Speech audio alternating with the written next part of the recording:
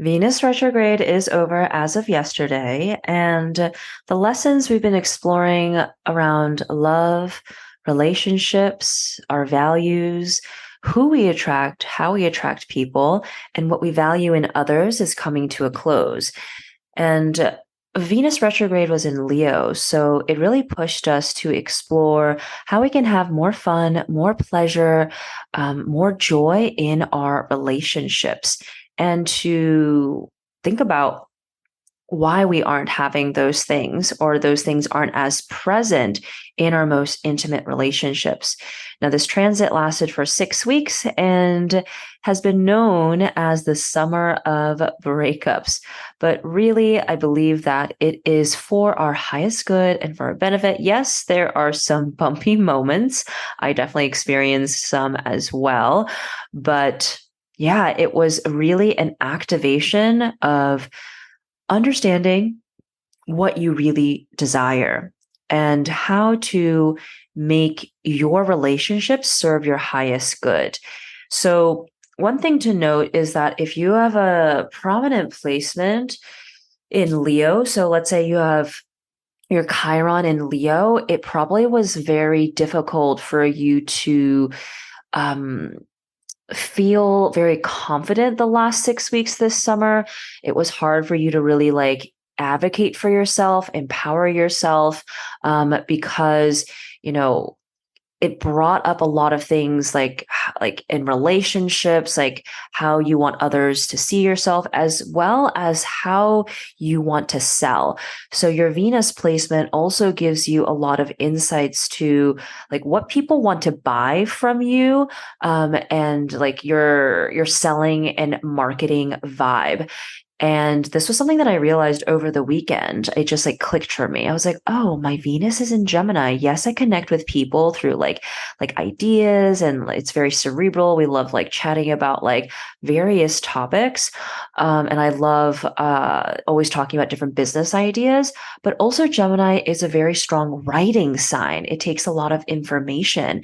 And one of the best ways for me to make money and how people are attracted to me and thus how I can best make money, like your point of magnetization is writing. And I was like, wait, that's what Saturn is. These free career astrology reports that I've been making. This is all writing, as well as like my workbooks.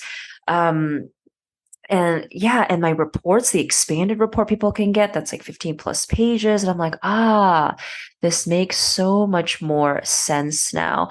So these last 6 weeks, if you're a business owner, someone who works in sales and marketing, it may have been a bit challenging for you to feel very comfortable and authentic in selling because a lot of things have been changing, right?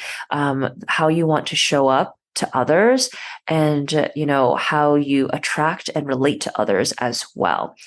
And for those who have Venus in Leo, wow, this summer has been a lot for you. But know that anytime a planet goes into a retrograde, it's an opportunity to reflect.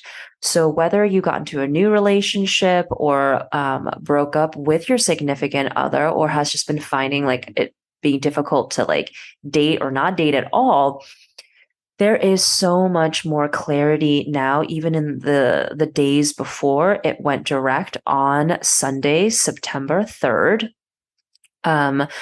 Oh, today's Tuesday. I was like, oh, it ended yesterday, but no, it ended on Sunday, September 3rd. Venus went direct.